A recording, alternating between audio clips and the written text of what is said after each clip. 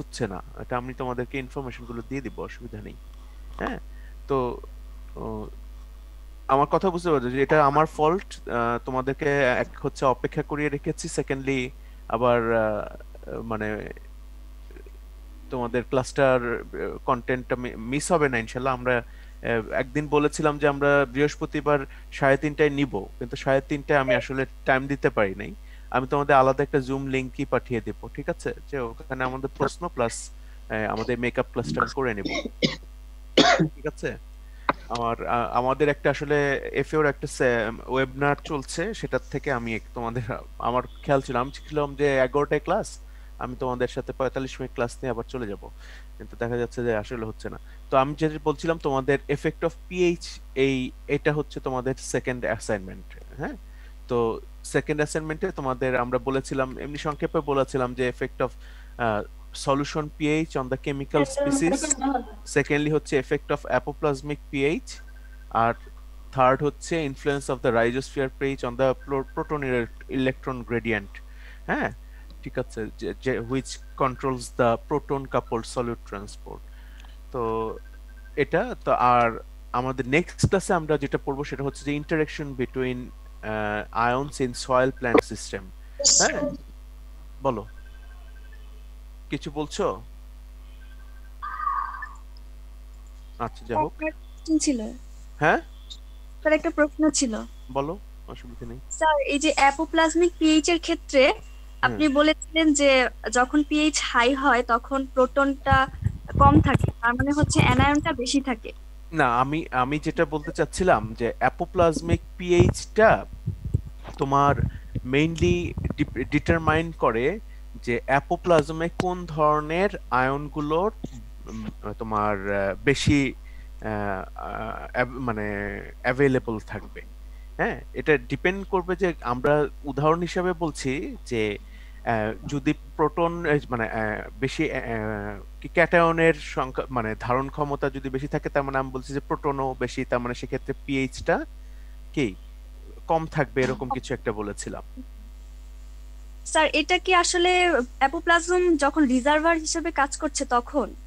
না, অ্যাপোপ্লাজমিক পিএইচটা, যখন অ্যাপোপ্লাজমের পিএইচ যদি লো থাকে, রিজার্ভার হিসেবে কাজ করবে না, আমি বলছি যে রিজার্ভার হিসেবে কাজ করবে তখনই যখন সেটা বেশি পরিমাণে ক্যাটায়ন ধরে রাখতে পারবে। আমার কথা বুঝতে পারছো? জি স্যার।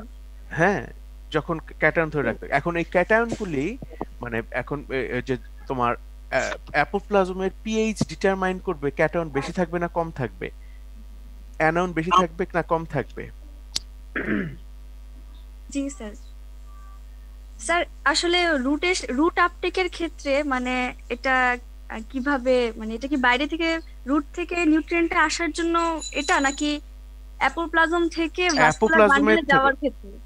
অ্যাপোপ্লাজম থেকে যাওয়ার ক্ষেত্রে, অ্যাপোপ্লাজমের ক্ষেত্রে আমরা যদি আবার একটু দেখি যে মানে তোমার effect on effect of solution apoplasmic pH on the concentration of the ions present in the solution, তার মানে অ্যাপোপ্লাজমিক পিএইচটা ডিটারমাইন করবে কি পরিমাণে অ্যানায়ন এবং ক্যাটায়ন অ্যাপোপ্লাজমে থাকবে।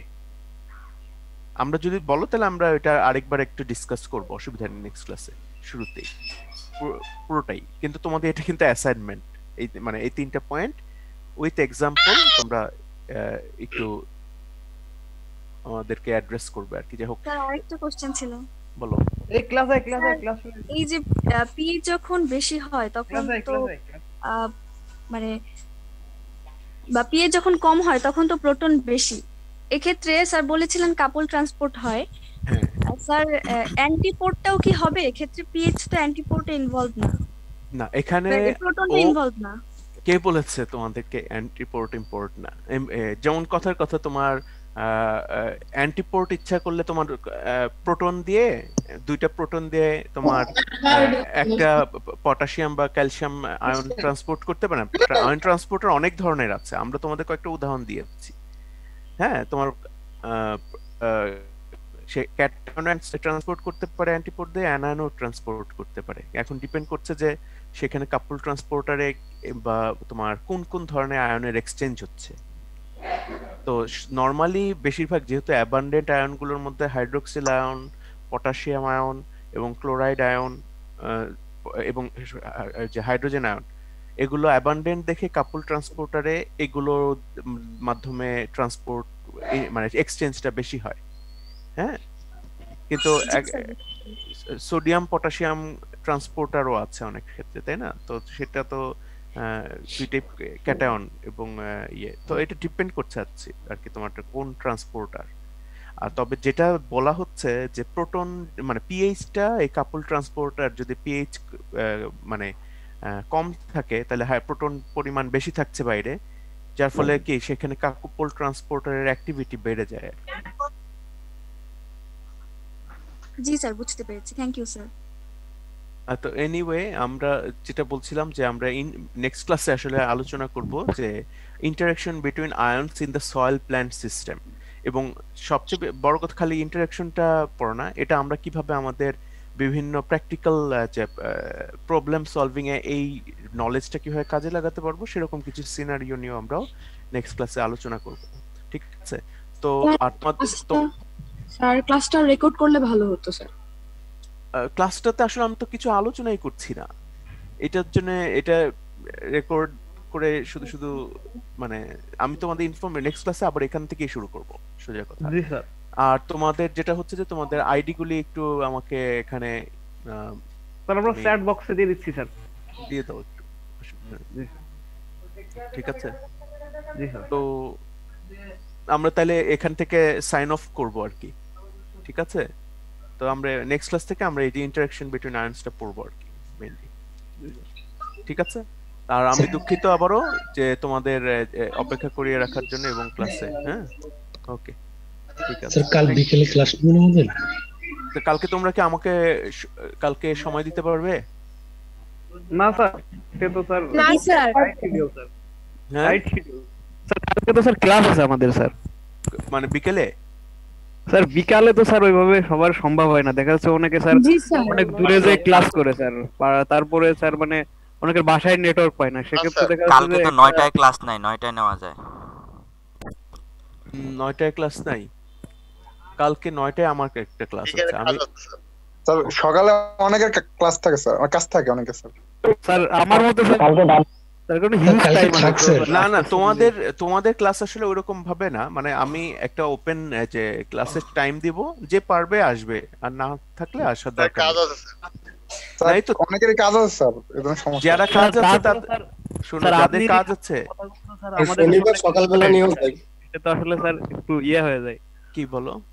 স্যার আপনার কথাগুলো তো আমাদের কাছে ইম্পর্টেন্ট, সো আমরা সবাই চাই স্যার একসাথে ক্লাসে জয়েন না, করতে। আমরা যেটা হচ্ছে যে আমরা একটা সময় দিতে পারি, যদি শনিবারের কথা যদি বলো শনিবারেও সমস্যা নেই, কিন্তু যেটা বলছি যে আমরা ক্লাসে কোশ্চেন গুলো তোমরা আমি তোমাদের প্রশ্ন নিয়ে একটা ক্লাস করতে চাচ্ছি।